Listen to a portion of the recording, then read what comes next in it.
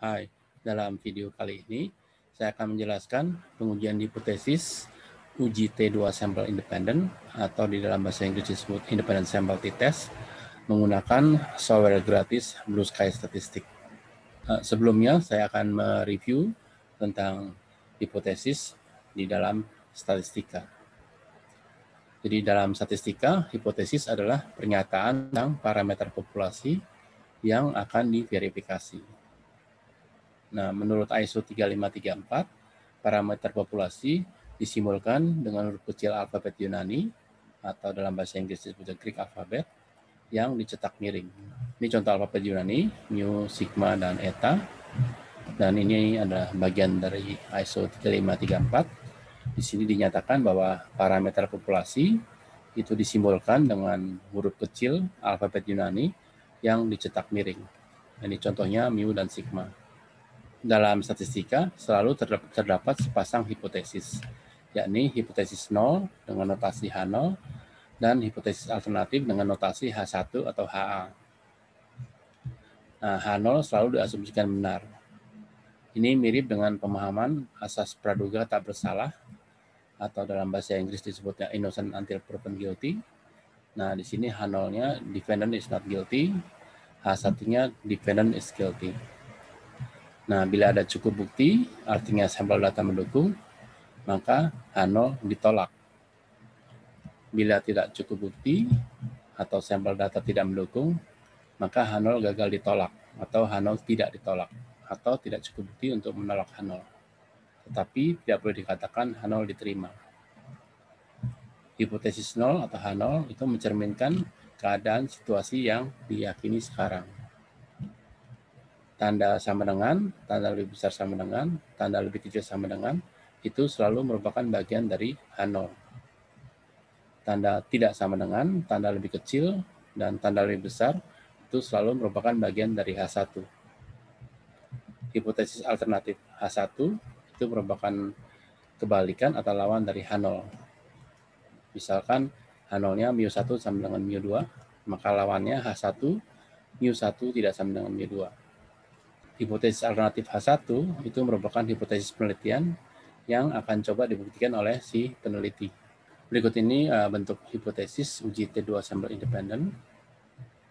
Terdapat 3 pasang hipotesis. Yang pertama, ini uji satu sisi, dalam hal ini sisi kiri. Bentuk hipotesisnya H0, mu1 lebih besar mu2, H1-nya mu1 lebih kecil mu2. Atau kalau mu2-nya kita pindah ke ruas kiri, maka H0-nya menjadi mu1 kurang mu2, lebih besar sama dengan 0, H1-nya mu1 kurang mu2, lebih kecil 0.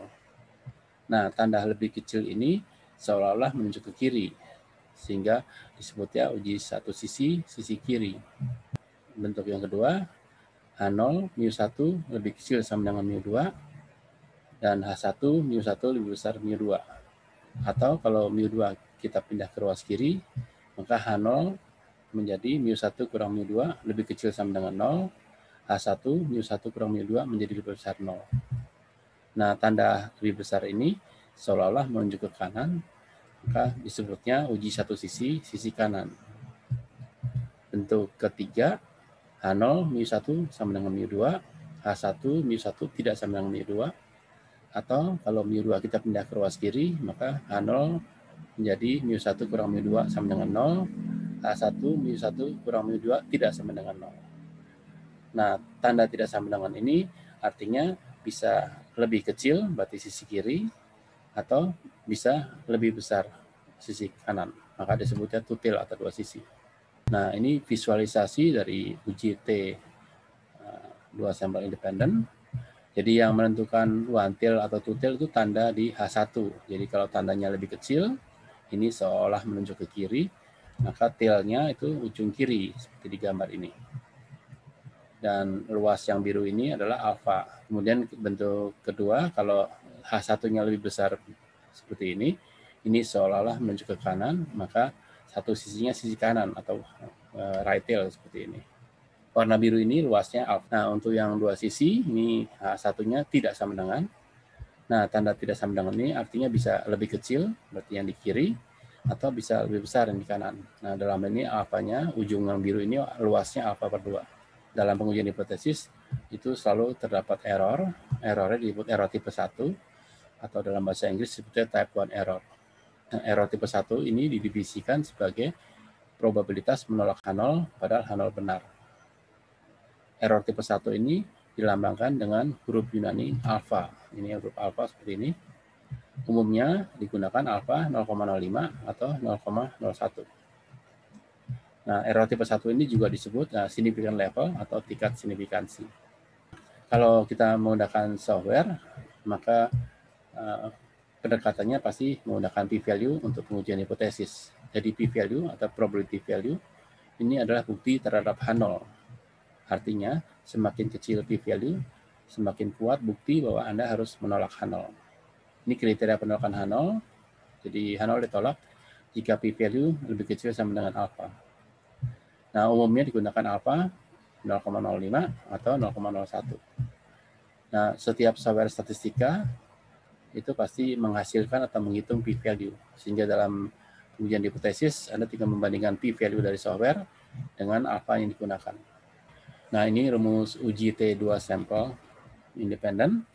Ada dua rumus. Rumus yang pertama ini untuk asumsi varians populasinya dianggap sama. Jadi rumusnya ini T sama dengan X bar 1 dikurang X bar 2. Ini purata sampel 1 dikurang purata sampel 2 dikurangi D0 dibagi akar dari SP kuadrat dikali 1/N1 tambah 1/N2. Nah, SP kuadrat ini adalah varians gabungan. Ini rumusnya di bawah ini. Ini rumus varians gabungan. Kemudian derajat kebebasannya itu dihitung dengan rumus N1 plus N2 minus 2. Nah, di sini ada penjelasan X1 bar itu purata sampel atau sampel min pertama, X2 bar itu purata sampel kedua, atau dalam bahasa Inggris disebutnya sampel min kedua. Kemudian N1 ini ukuran sampel pertama atau sampel size 1, N2 ukuran sampel kedua atau sampel size 2. Nah, rumus kedua ini uji T2 sampel independen dengan asumsi varians populasi dianggap tidak sama. Uji ini juga disebut Welch t-test. Ini rumusnya T itu selisih dari purata sampel 1 dan purata sampel 2 dikurang D0 dibagi akar dari varians pertama dibagi N1 ditambah varians kedua dibagi N2. Nah, rumus Welch t-test ini itu lebih robust. Dalam arti rumus ini bisa digunakan untuk yang variansnya dianggap sama maupun yang variansnya dianggap tidak sama.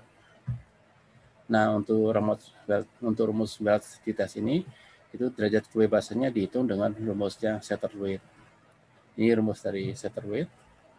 Nah, di dalam rumus ini D0 itu adalah selisih mu1 dan mu2. Nah, umumnya D0 ini 0. Uji T2 sampel independen atau independent sample t-test itu digunakan untuk membandingkan dua purata populasi atau population mean.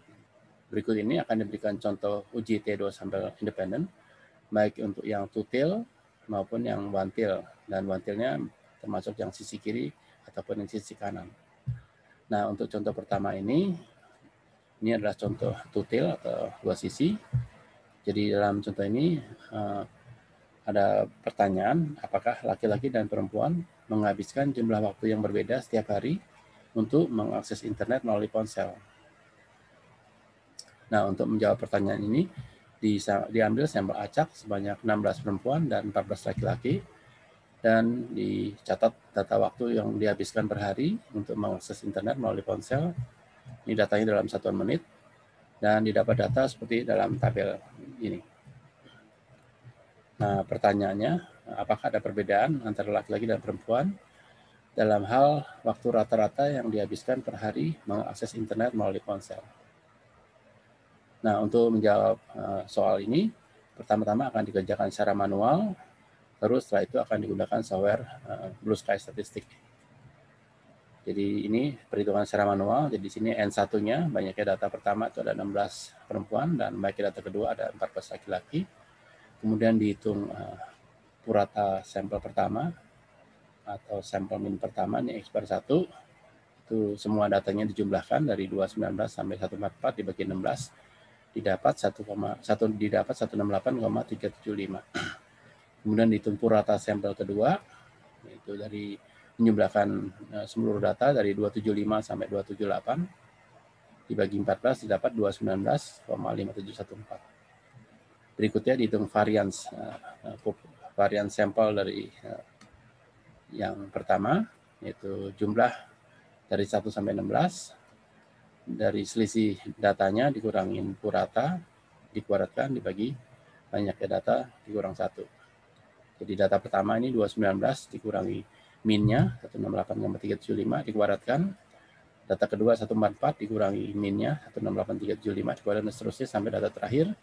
Ini semua dijumlahkan dibagi 16 kurang 1 itu didapat 2446,383. Demikian juga untuk varians kedua, ini selisih datanya dengan puratanya dikuadratkan dan dijumlahkan dibagi banyaknya data dikurang 1. Jadi data pertama 275 dikurangi puratanya yang ini puratanya 219,5714 dikuadratkan. Data kedua 285 dikurangi 219,574 dikuadratkan dan seterusnya sampai data terakhir 278 dikurangi 219,5714 dikuadratkan. Ini semua dijumlahkan dibagi 14 kurang 1 dapat 3415,341. Nah, untuk hipotesisnya tadi pertanyaannya adalah apakah ada perbedaan. Nah, berbeda itu artinya tidak sama.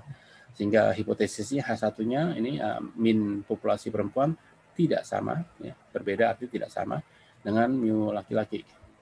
Otomatis H0-nya adalah lawannya di sini sama dengan. Nah, berikut perhitungan varians gabungannya. Jadi SP kuadrat ini adalah varians gabungannya. Terus didapat varians gabungannya 2896,256. Atau kalau ini di akar, itu menjadi standard deviation atau simpangan baku, dan besarnya 53,81688. Nah, kemudian dihitung uji T2 sampel independennya, ini rumusnya. Jadi di sini SP kuadratnya itu varians gabungannya, tadi dapat 2896,256. Ini purata sampel pertama, purata sampel kedua, jadi D0-nya 0, nanti dapat ya 2,5995. Nah, kemudian dihitung derajat kebebasannya, ini DF, N1 plus N2 minus 2, itu dapatnya 28. Nah, dari kedua nilai ini, dari uji T dan DF, kita bisa menentukan p-value. Jadi pada baris DF28 ini, di baris 28, kita lihat angka 25995 itu posisinya ternyata antara 2467 dan 2763. Sehingga p-value-nya kita lihat ke atas ini di upper tail-nya.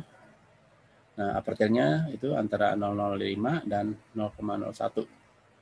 Nah, tapi di contoh ini adalah two tail sehingga angka upper tail ini dikali 2. Jadi yang 0,005 dikali 2 menjadi 0,01. Yang 0,01 dikali 2 menjadi 0,02. Jadi ini p-value-nya terletak antara 0,01 dan 0,02. Nah, nanti menggunakan software Blue Sky Statistik itu p-value-nya didapatnya 0,01473. Nah, nilai ini memang terletak di antara 0,01 dan 0,02.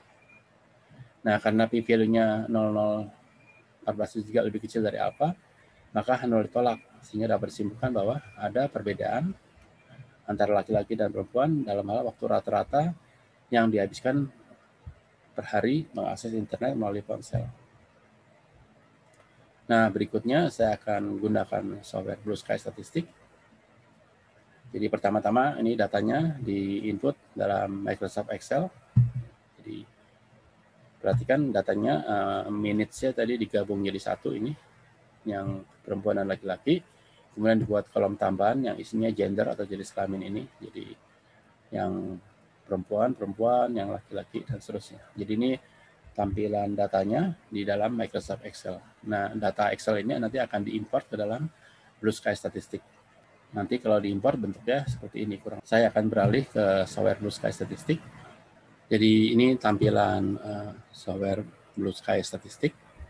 Nah, pertama-tama untuk menggunakan software ini kita harus menginput data atau mengimport data. Nah, dalam hal ini kita akan mengimport data dari file yang sudah disiapkan. Jadi kita klik file, kemudian pilih open, kemudian pilih tipe datanya, ini yang digunakan Excel.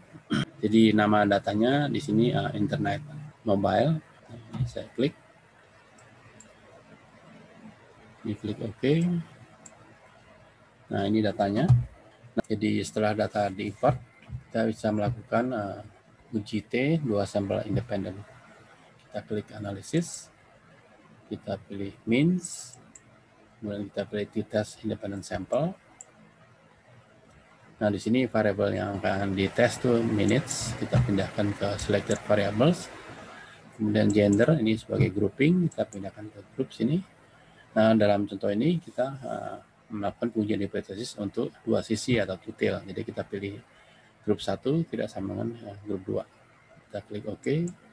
Nah, ini tampilan output dari Blue Sky Statistik.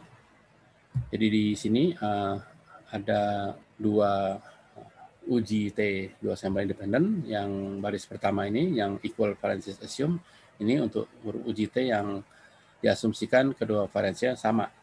Nah, baris kedua ini equal variances not assume, berarti ini yang asumsi kedua varians tidak sama.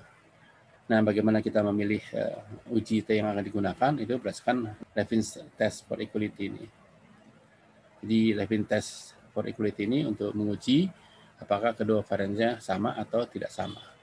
Nah, di sini p-value dari Levin's test itu 0,4238. Nah, angka ini lebih besar dari 0,05. Sehingga H0 tidak ditolak, atau artinya kedua varian sama. Sehingga t-testnya digunakan adalah yang ini, yang 2,5995, DF-nya 28, dan p-value-nya untuk two tail ini 0,0147. Lebih kecil dari alpha 0,05, sehingga H0 ditolak, atau dengan kata lain, ada perbedaan waktu rata-rata yang digunakan untuk akses internet per hari menggunakan ponsel antara perempuan dan laki-laki. Saya akan beralih ke slide. Ini screenshot dari output Blue Sky Statistik. Di sini Levin testnya, p-value-nya 0,4238. Nilai ini lebih besar dari alpha 0,05, maka H0 tidak ditolak. Ini artinya kedua varian sama. Sehingga t-test yang digunakan adalah yang equal variances assume ini. Dan nilai t-testnya itu 2,5995, DF-nya 28, dan p-value-nya 0,0147. Nah, nilai ini lebih kecil dari alpha 0,05, maka H0 ditolak. Ya, jadi sini, karena p-value 0,0147 lebih kecil dari alpha 0,05, maka H0 ditolak. Sehingga dapat disimpulkan bahwa ada perbedaan antara laki-laki dan perempuan dalam hal waktu rata-rata yang dihabiskan per hari mengakses internet melalui ponsel. Nah, berikutnya ini contoh 2, masih uji T 2 sampel independen. Dalam hal ini untuk satu sisi atau bantil, yaitu sisi kanan. Dalam contoh ini ada sebuah bank swasta yang mempelajari penggunaan mobile banking. Nah, pertanyaannya, apakah orang dewasa muda yang usianya di bawah 25 tahun itu menggunakan mobile banking lebih sering dibandingkan manula yang usianya lebih dari 60 tahun? Nah, untuk menjawab pertanyaan ini, diambil sampel acak 8 pelanggan usia di bawah 25 tahun dan 12 pelanggan usia lebih dari 60 tahun. Nah, kemudian dicatat jumlah transaksi mobile banking pada bulan lalu untuk setiap individu, dan hasilnya didapat seperti tabel berikut. Nah, pertanyaannya, apakah pihak manajemen bank dapat menyimpulkan bahwa pelanggan yang usia di bawah 25 tahun lebih sering menggunakan mobile banking? Nah, sama seperti contoh pertama, sebelum menggunakan software gratis Blue Sky Statistik, pertama-tama akan dihitung secara manual. Jadi di sini ya, N1 sampai N8, ini banyak data yang pertama, ada 8. Kemudian N2, 12, ini banyak data kedua, ada 12. Jadi kita hitung purata sampel pertama, ini. Jadi datanya dijumlahkan semua, dibagi 8, dapat 15,625. Purata sampel kedua juga sama, dijumlahkan semua, dari 19 sampai 2 dibagi 12 didapat 7. Kemudian dihitung varians pertamanya, ini rumusnya sama seperti sebelumnya, yaitu selisih data dengan purata sampelnya dikuadratkan dibagi banyaknya data dikurang 1. Nah, ini data pertama 14 dikurangi purata sampelnya 15,625 dikuadratkan, data kedua 18 dikurang purata sampel 15,625 dikuadratkan, dan seterusnya sampai data terakhir. Ini semua dijumlahkan dibagi 8 kurang 1 didapat 1,6964. Demikian juga varian sampel kedua, ini rumusnya sama.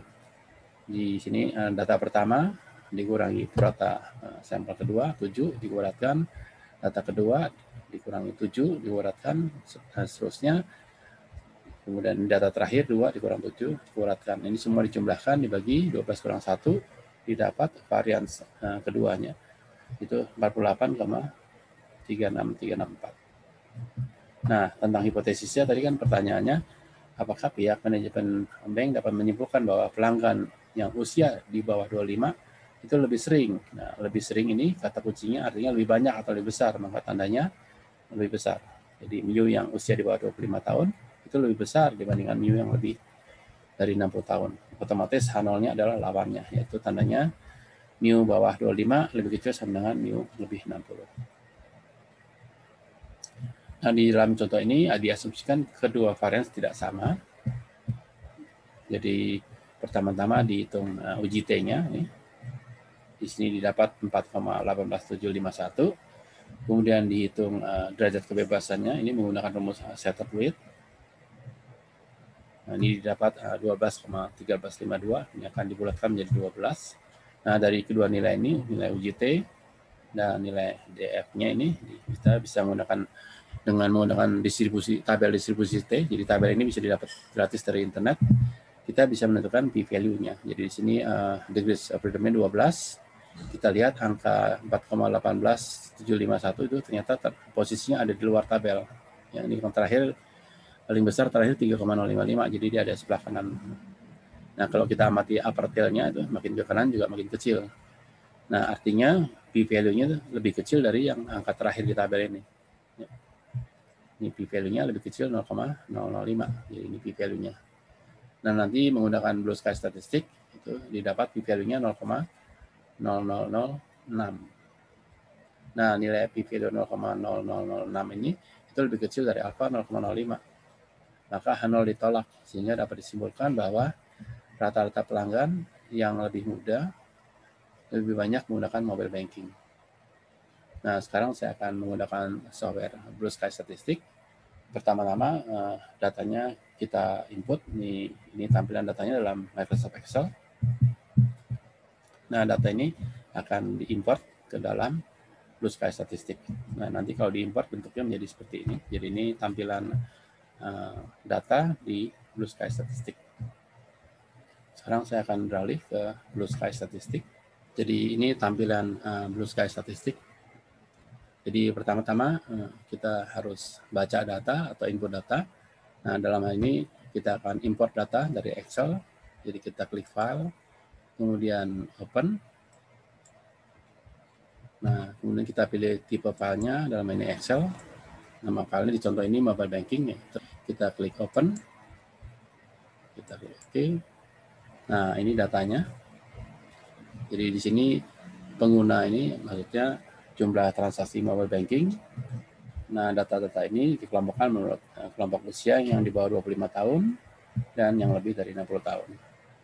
Nah, setelah data dibaca, kita bisa melakukan uji T2 sampel independen. Jadi kita klik analysis, kita klik means, kita klik t-test independent sample. Nah, di sini yang akan dites tuh penggunaannya. Jadi ini kita pindah ke kanan. Dan kelompoknya ini untuk grouping variabel pindah ke sini. Nah, tadi ujinya yang kelompok usia di bawah 25 tahun itu lebih sering, lebih banyak. Kita pilihnya yang grup 1 lebih besar grup 2. Kita klik OK.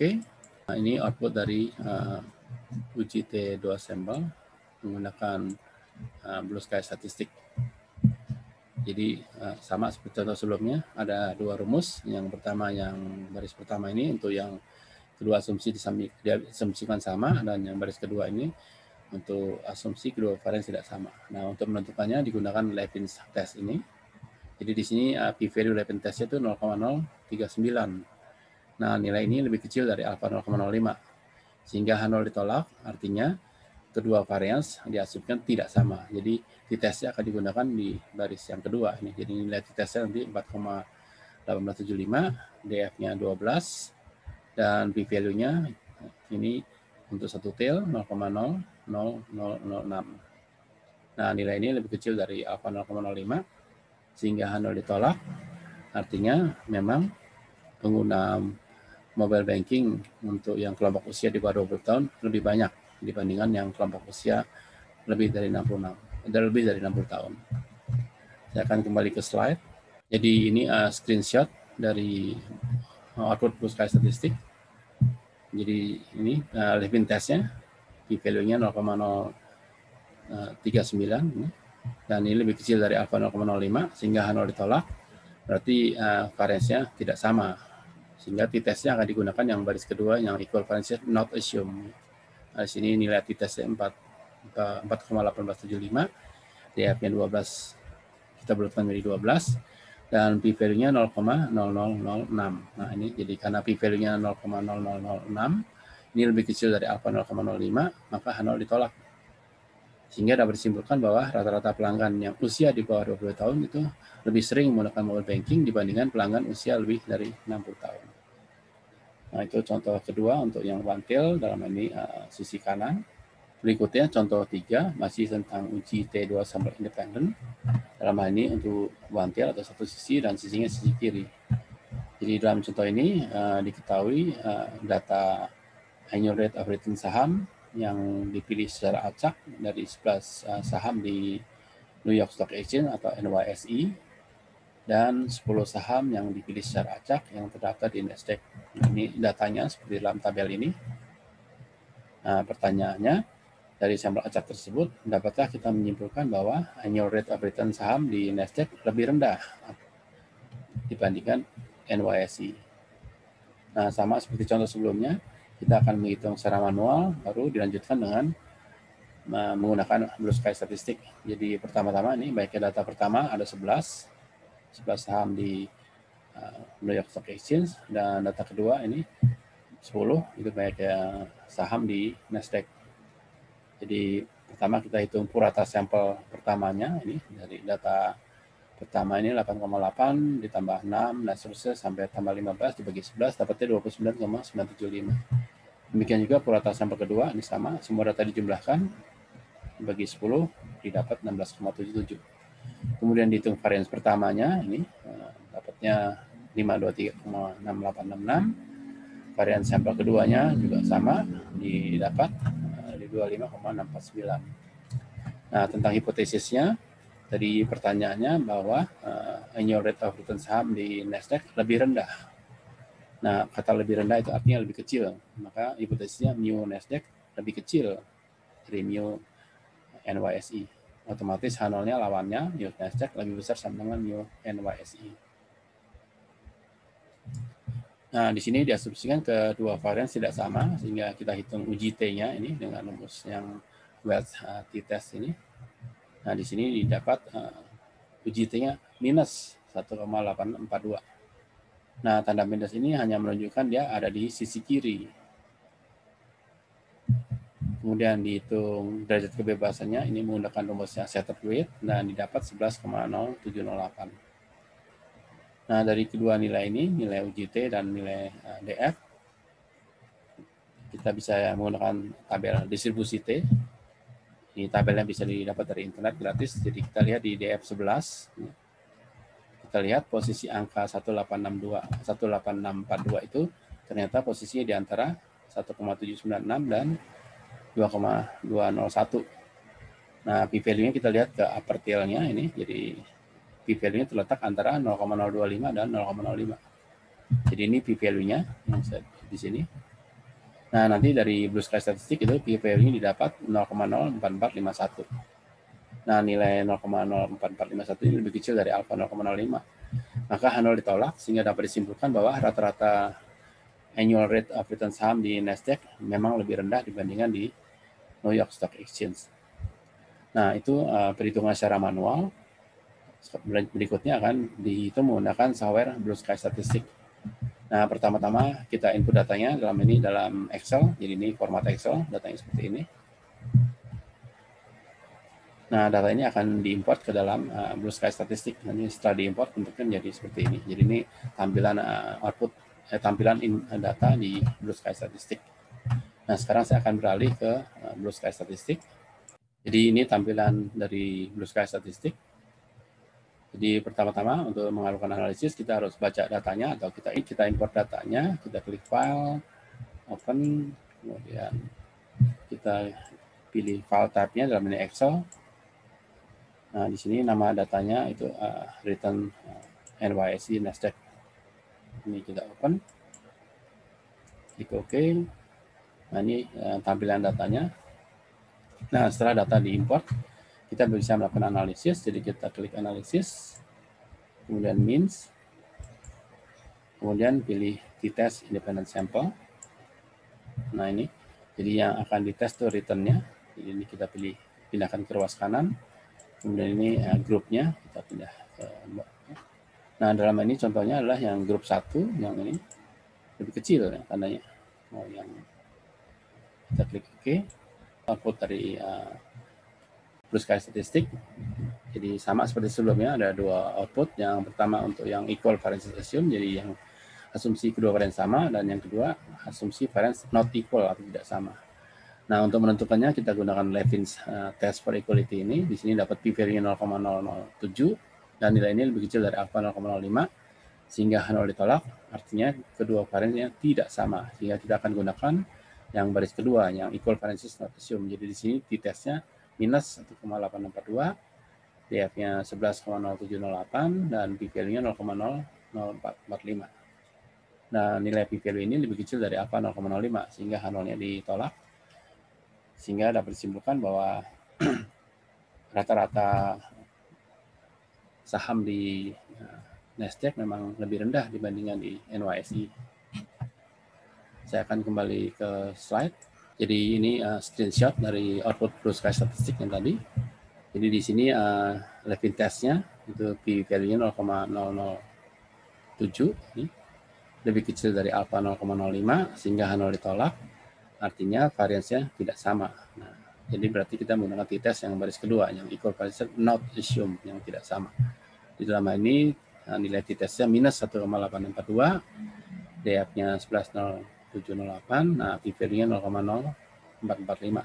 Nah, di sini p-value-nya 0,0445, nilai ini lebih kecil dari alpha 0,05, maka H0 ditolak, sehingga dapat disimpulkan bahwa rata-rata annual rates of return saham di Nasdaq lebih rendah dibandingkan di New York Stock Exchange.